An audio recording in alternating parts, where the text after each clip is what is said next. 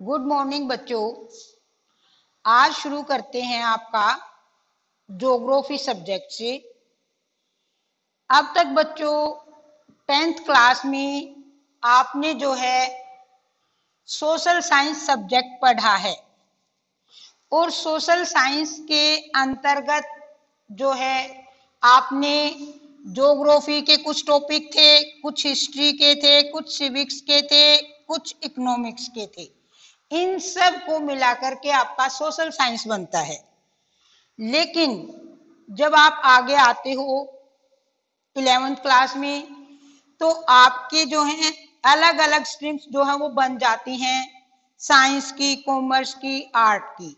तो सब्जेक्ट भी आपके उसी हिसाब से डिवाइड हो जाते हैं।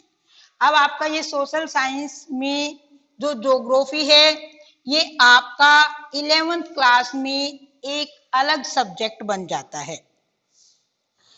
तो जो है अब हम ज्योग्राफी को एक अलग सब्जेक्ट के रूप में पढ़ेंगे।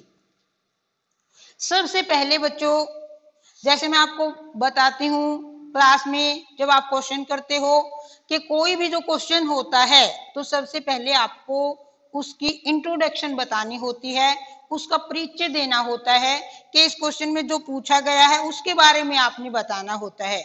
उसी तरह से बच्चों जो भी हम सब्जेक्ट करना शुरू करते हैं तो सबसे पहले हमें ये पता होना चाहिए कि ये इस सब्जेक्ट में हम क्या पढ़ेंगे। ठीक है, तो आज शुरू करते हैं बच्चों ज्योग्राफी। अभी हमने कोई लेसन वगैरह शुरू नहीं किया है, अभी आज सिर्फ हम इसका इंट्रोडक्शन करेंगे कि ज्योग्राफी क्या है और ज्योग्राफी के अंतर्गत जो है हम किस किस का अध्ययन करेंगे। तो ज्योग्राफी का बच्चों देखो, ज्योग्राफी जो है इसको हिंदी में भूगोल कहते हैं और ज्योग्राफी जो है वो यूनानी भाषा के दो शब्दों जी प्लस ग्राफियन से बना है। जी का मतलब होता है बच्चों पृथ्वी और ग्राफियन का मतलब होता है लिखना या वर्णन करना। तो यूनानी भाषा के इन दो शब्दों से जो कि ज्योग्राफी बना है, इसका मतलब क्या है कि पृथ्वी और इसके ऊपर जो कुछ भी पाया जाता है उसका वर्णन करना। ज्योग्राफी के अंतर्गत पृथ्वी और उसके ऊपर जो है जो कुछ भी पाया जाता है, चाहे वो भौतिक भूगोल के अंतर्गत आता है, मानव भूगोल के अंतर्गत आता है, वो सब उनका अध्ययन जो है वो किया जाता है।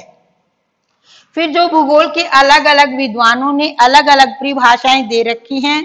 परिभाषा का मतलब बच्चों क्या होता है कि जिस भी विद्वान के द्वारा, जिस भी भूगोलवेत्ता के द्वारा उसके बारे में जो भी कुछ बताया जाता है उसको बिल्कुल ऐसे ही लिखना होता है, ऐसे ही याद करना होता है।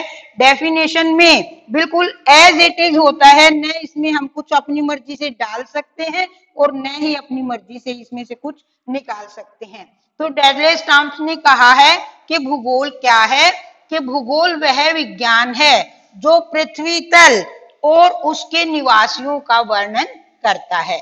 अर्थात डगलस टॉम्स ने भूगोल के बारे में क्या बताया है कि भूगोल के अंतर्गत हम पृथ्वी और पृथ्वी पर रहने वाले जो लोग हैं उनके द्वारा जो क्रियाएं की जाती हैं उनका वर्णन जो है हम भूगोल के अंतर्गत करते हैं। मोकहाउस जो है, जो दूसरे भूगोलवेत्ता हैं, भूगोल के जो विद्वान हैं, उन्होंने लिखा है कि भूगोल मानव के आवास के रूप में पृथ्वी का विज्ञान है। तो जिस भी भूगोलवेत्ता ने, जिस भी विद्वान ने भूगोल के बारे में जैसे कहा है हमने बिल्कुल वैसे ही लिखना है। इसकी जो ये डेफिनेशन होती है, परिभाषा जो होती है, इसको जो इसी तरह से यूं का यूं लिखते हैं। फिर जो है बच्चों कि भूगोल की प्रमुख दो शाखाएं होती हैं, एक भौतिक भूगोल और एक मानव भूगोल। भौतिक भूगोल क्या होता है बच्चों कि भौतिक भूगोल में भौतिक पर्यावरण के तत्वों का अध्ययन किया जाता है। भौतिक पर्यावरण में क्या आता है, स्थल मंडल आता है, जल मंडल आता है, वायुमंडल आता है, जैव मंडल आता है। ये सब आपने 9th में किए थे ना। तो ये जो है इन सब का अध्ययन जो है वो भौतिक भूगोल के अंतर्गत जो है वो किया जाता है। और मानव भूगोल के अंतर्गत किसका अध्ययन किया जाता है?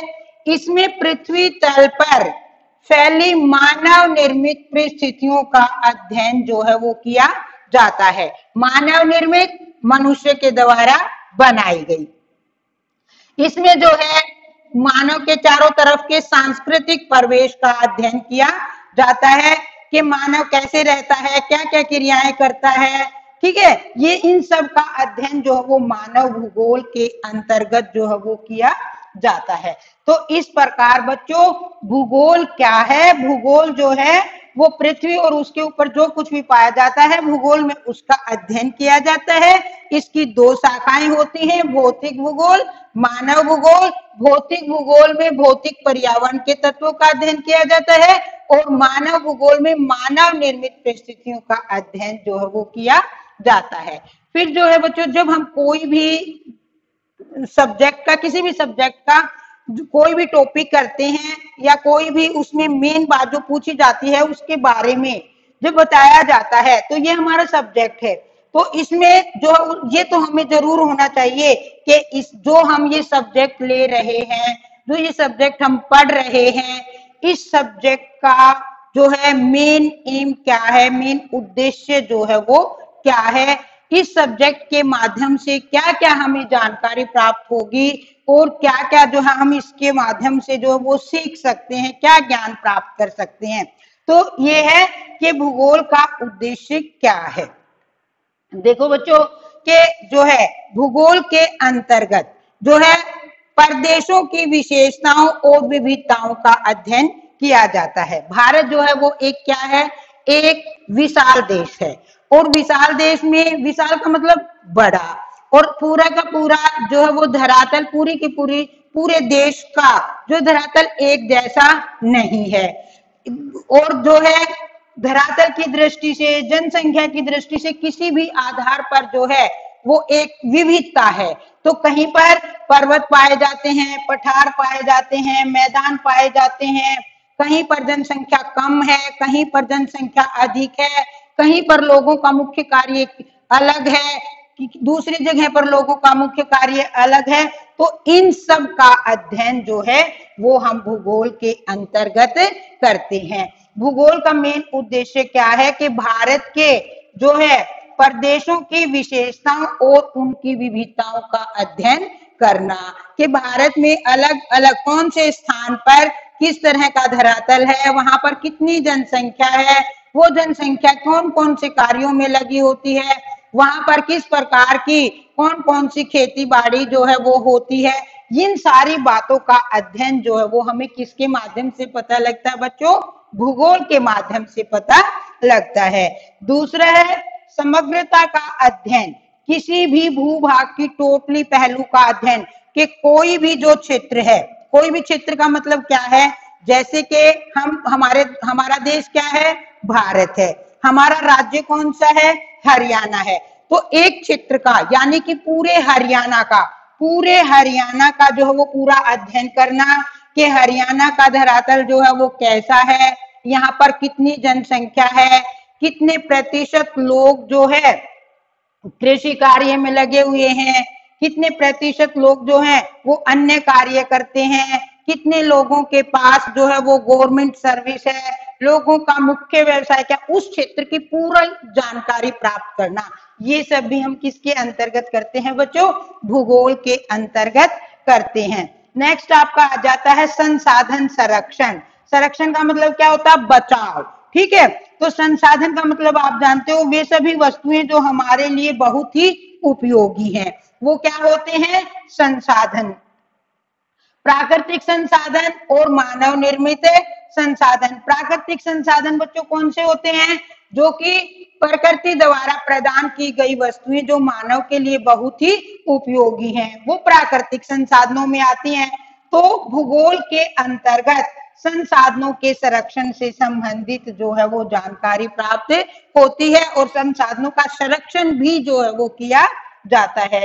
नेक्स्ट आपका आता है अंतरराष्ट्रीय सहयोग। भूगोल के अंतर्गत बच्चों भौतिक संसाधनों का अध्ययन करके और पारस्परिक निर्भरताओं को सार्थक जो है वो बनाने का कार्य भी जो है वो किया जाता है कि हमारे पास जितने भी संसाधन हैं उनका देखो बच्चों, कोई भी किसी भी लेवल से आप लगा लो, छोटे से बड़े से वो मनुष्य क्या है, एक सामाजिक प्राणी है और वो अपनी आवश्यकताओं की पूर्ति स्वयं नहीं कर सकता, तो उसे अपनी आवश्यकताओं की पूर्ति के लिए दूसरों पर निर्भर रहना पड़ता है। उसी प्रकार से जो है एक स्टेट दूसरी स्टेट से सहयोग लेती है, जो हमारे पास जो है जो वस्तुएं आवश्यकता से अधिक हैं वो हम दूसरों को देते हैं और जो हमारे पास नहीं है वो हम दूसरों से लेते हैं। तो इन सब का अध्ययन भी जो है भूगोल के अंतर्गत जो है वो किया जाता है। ये बच्चों भूगोल के उद्देश्य हैं। आज बच्चों हम सिर्फ जो है वो ज्योग्राफी का, भूगोल का जो केवल इंट्रोडक्शन ही कर रहे हैं, लेसन कल से शुरू करेंगे। आप जो एक बात अच्छी तरह से, मैं ये समझती हूँ कि तुम्हें ये अच्छी तरह से समझ में आ गया होगा, तो आज आप ये केवल इतना ही करना, आगे जो है वो चैप्टर 1 से कल शुरू करेंगे। ठीक है बच्चों, ये बहुत ही इंटरेस्टेड आपको लगेगा अलग जब आप पढ़ोगे। अब तो आपने ये सब जो है सोशल साइंस में आपने ज्योग्राफी के भी 2-3 चैप्टर किए हैं, इस तरह से हिस्ट्री के भी, सिविक्स के भी, इकोनॉमिक्स के भी। अब आगे ये जो अलग अलग सब्जेक्ट के रूप में आएंगे तो इनके बारे में आप जो है डिटेल से पढ़ेंगे, डिटेल से जानकारी आपको प्राप्त होगी। तो इस तरह से ये बच्चों आपका जो है वो ज्योग्राफी का इंट्रोडक्शन हो गया है। आगे कल काम करेंगे।